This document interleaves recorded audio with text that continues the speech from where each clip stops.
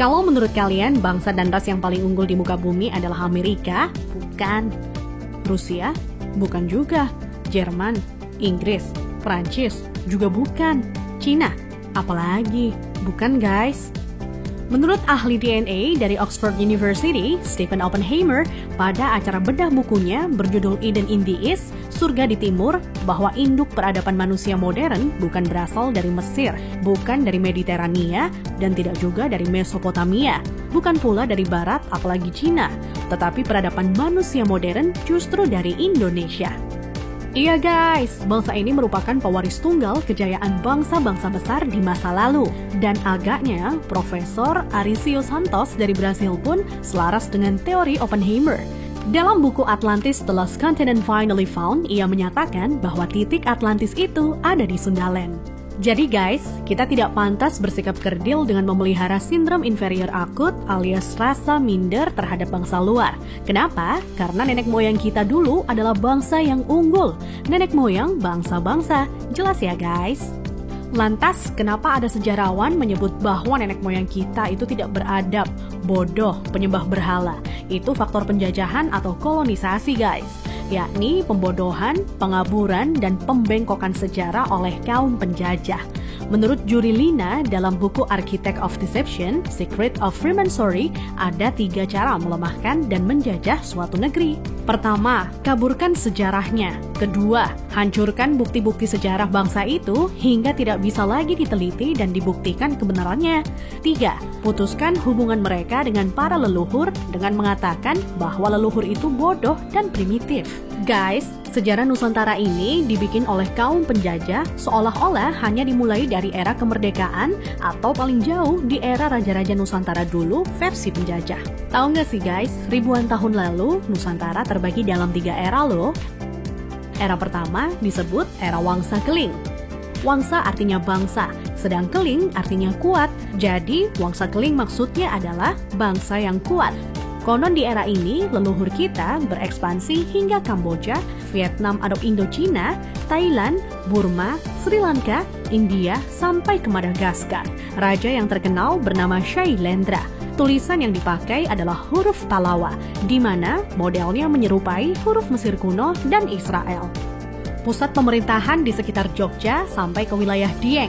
Maka ketika Israel mengklaim masih keturunan Moria, maksudnya adalah Gunung Muria di Dieng guys. Dieng artinya penguasa, kemudian bergeser menjadi Dahnyang atau Dayang, artinya juga penguasa. Setelah Wangsa Keling menghilang, ditengarai munculnya situs Dieng maupun Candi Borobudur. Nah, habisnya era Wangsa Keling ditandai dengan bangunan Bako atau Baki, yang artinya kuburan atau berakhir, dan ditandai dengan berdirinya Candi Boko atau Bako. Era selanjutnya adalah era Medang Kamulyan.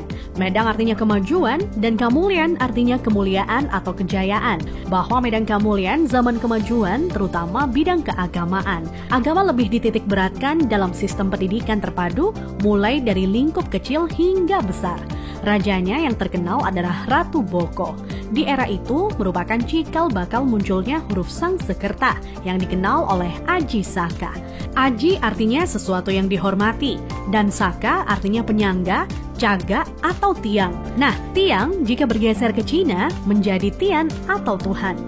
Jadi guys, Aji Saka artinya sesuatu yang dihormati karena Tuhannya atau segala sesuatu yang mengacu pada Tuhan yang sangat dihormati.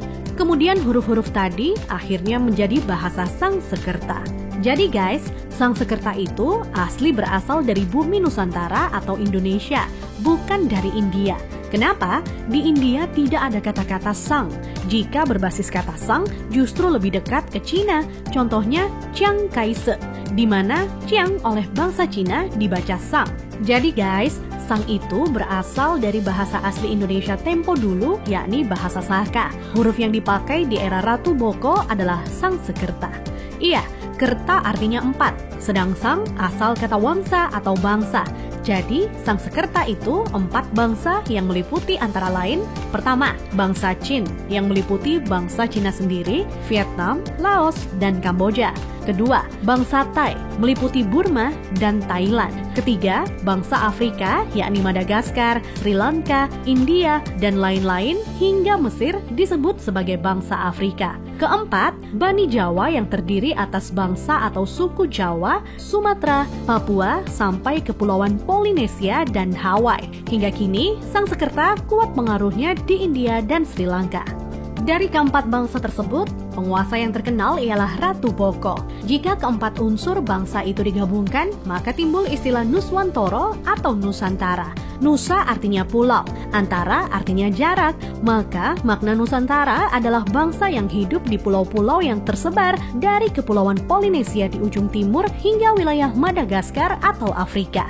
Selanjutnya dari era Medan Kamulyan berganti ke era Kahuripan. Kahuripan artinya kehidupan. Raja yang terkenal adalah Hayam Wuruk atau Brawijaya III yang terkenal dengan sebutan Jumadil Kubro sebagaimana makamnya di Troloyo, Trowulan, Mojokerto. Maksud kata Jumadil adalah Jum'ah atau Jumat yang artinya berkumpul atau bersatu dan Kubro artinya besar. Jadi Jumadil Kubro maknanya adalah berkumpulnya sesuatu yang besar atau istilah Sangsekerta disebut Sumpah Palapa. Melalui Sumpah Palapa, Hayam Wuruk berhasrat membangun kembali Nusantara sebagaimana dulu pernah gemilang di era Medan Kamulyan. Ia ingin menyatukan Nusantara yang telah tercerai-berai menjadi beberapa kerajaan atau wilayah kecil-kecil.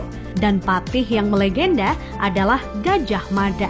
Nah, hal yang tidak tercatat atau dihilangkan oleh sejarah modern ialah guratan atau ukiran pada batu sumpah palapahnya Gajah Mada yang ternyata berlafadzkan La ilaha illallah, tiada Tuhan kecuali Allah.